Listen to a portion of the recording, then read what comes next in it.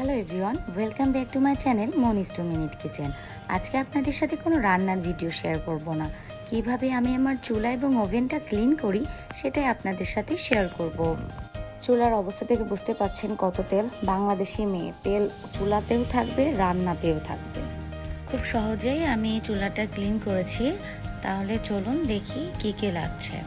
প্রথমে আমি একটা চামচে বেকিং সোডাগুলো নিয়ে ভালোভাবে ছিটিয়ে দেব। এই খাবার সোডা যে কোনো দোকানেই পাওয়া যাবে। যেখানে যেখানে তেল বা খাবারের দাগ আছে সেখানে সেখানে আমি এই খাবার সোডাটা ছিটিয়ে দেব। তারপর একটা কিচেন স্প্রে দিয়ে আমি চারিদিকে ছিটিয়ে দেব। এখানে আপনারা লেবু পানিটাও ইউজ করতে পারেন। 10 মিনিট এভাবেই আমি রেখে দেব।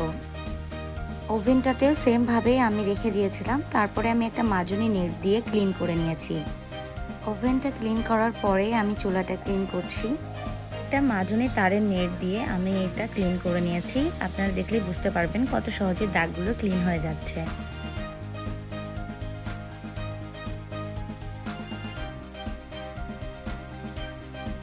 এখন একটা ভেজা কাপড় দিয়ে ভালোভাবে ক্লিন করে নেব। সেমভাবে আমি মাজনি তারের নেট দিয়ে আমার চুলাটাও ক্লিন করে নেব। এখানে আমি আরও একটু বেকিং সোডা এবং আরও একটু স্প্রে করে নেব। ভালোভাবে মাজনি তারের নেট দিয়ে ক্লিন করার পরে আমি একটা কাপড় দিয়ে বাকি অংশ তেলগুলা আমি ক্লিন করে নেব।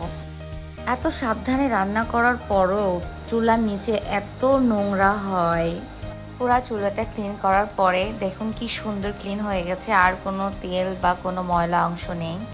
1 মাস বা 2 মাস পর পর যদি চুলার নিচের অংশটা বিশেষ করে ক্লিন করা হয় তাহলে চুলাটা অনেক পরিষ্কার থাকে, বেশি ময়লা হয় না।